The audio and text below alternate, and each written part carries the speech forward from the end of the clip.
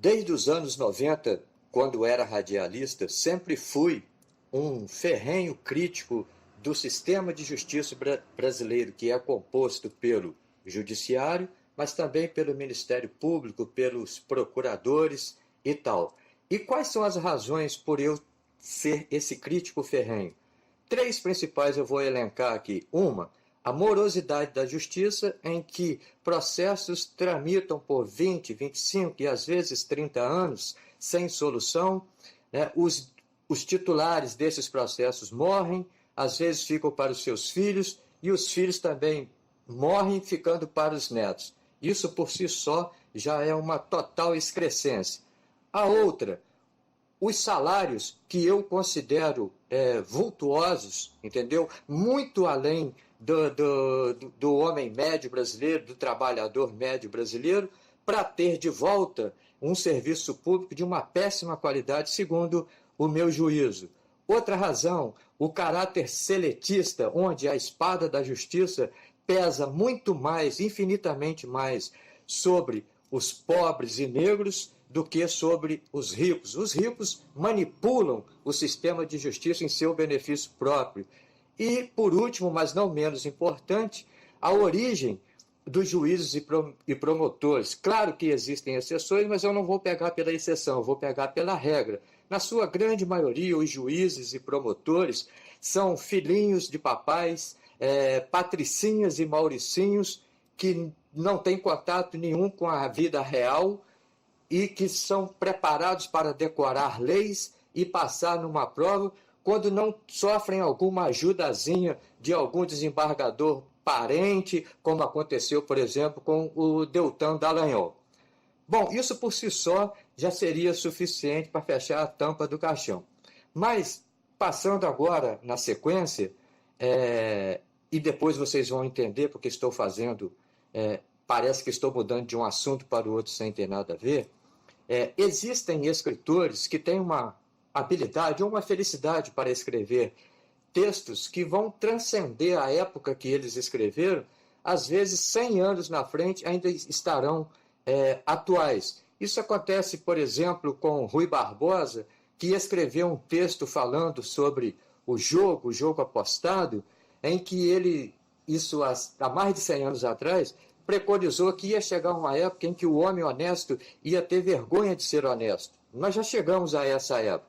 Machado de Assis, por sua vez, tem um conto chamado Sereníssima República, que também foi escrito há mais de 100 anos, que se nós lermos hoje, parece o Brasil do século XXI, do ano 2021. Eu não tenho a pretensão de me comparar a nenhum dos dois, sem nenhuma falsa modéstia, né? Mas eu escrevi no dia 9 de junho de 2019 um texto que também, agora, ele está mais atual e mais verdadeiro do que quando ele foi escrito. Por coincidência, eu escrevi esse texto no dia, como eu já falei, no dia 9 de junho de 2019, que foi quando foram publicadas as primeiras reportagens da Lava Jato, da Vaza Jato, melhor dizendo, do Intercept Brasil. E o título desse texto é Moro, herói de lata e de nada, que diz assim: o que é ser um herói? Do latim eros, que por sua vez deriva de um vocábulo grego, a palavra herói faz referência a um homem que é famoso, ilustre, acarinhado e reconhecido pelas suas virtudes ou pelos seus feitos. De acordo com a definição acima, os participantes do Big Brother Brasil foram equivocadamente classificados como heróis pelo jornalista Pedro Bial, tanto em função de suas questionáveis virtudes quanto da inexistência de seus feitos.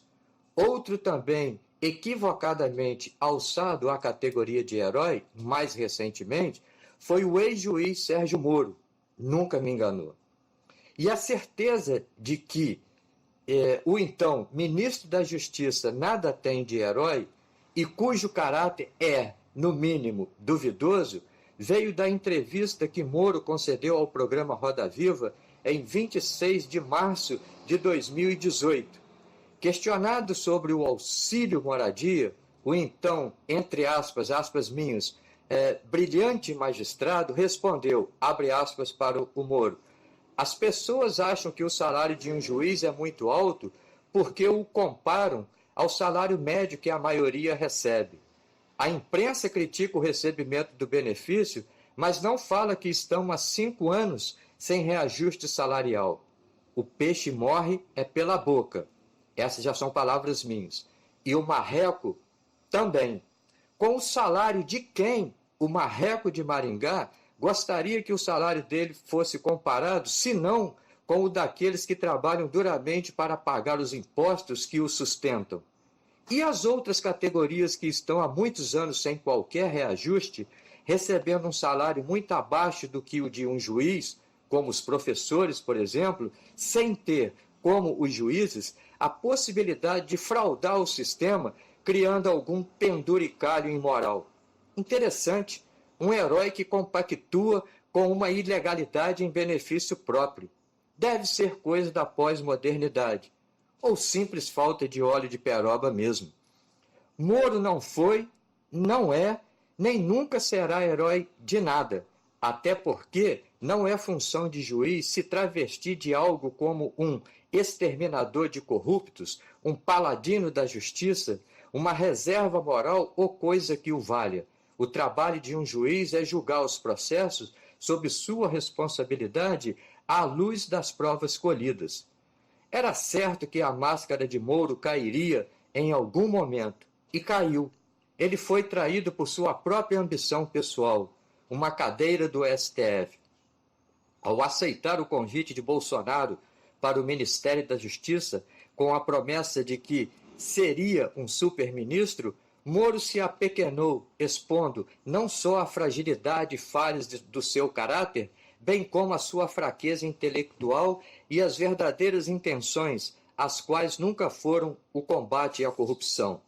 Ainda quando acreditava ter superpoderes, o super, entre aspas, Moro, foi reduzido a pó pelo presidente da Câmara, Rodrigo Maia, o qual ele tentava pressionar para que pusesse o seu polêmico pacote anticrime em pauta para ser votado. Nas entrelinhas, Maia disse que não conversava com moleque de recado, e sim com o chefe dele.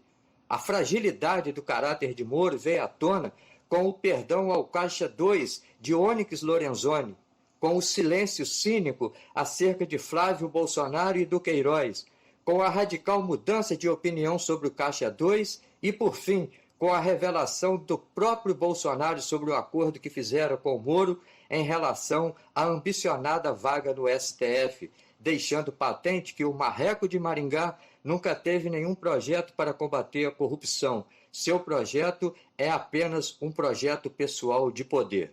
Mas Moro surpreendeu ao revelar que não é apenas inepto como político.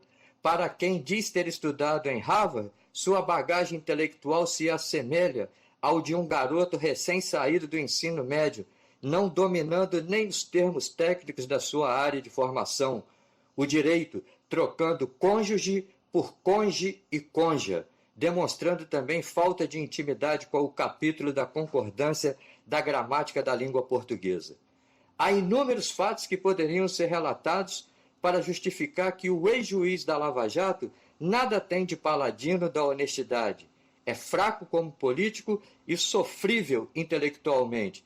Não foi um super-juiz, não é um super-ministro, jamais será herói. Bastaria que fosse um homem de caráter. Será sempre o marreco de Maringá. E agora, com os atuais vazamentos, né, isso aqui se torna cada vez mais verdadeiro. Isso aqui, na verdade, ficou um texto ingênuo comparado com as revelações que estão sendo tornadas públicas pelo o STF com a tirada do sigilo promovida pelo ministro Lewandowski.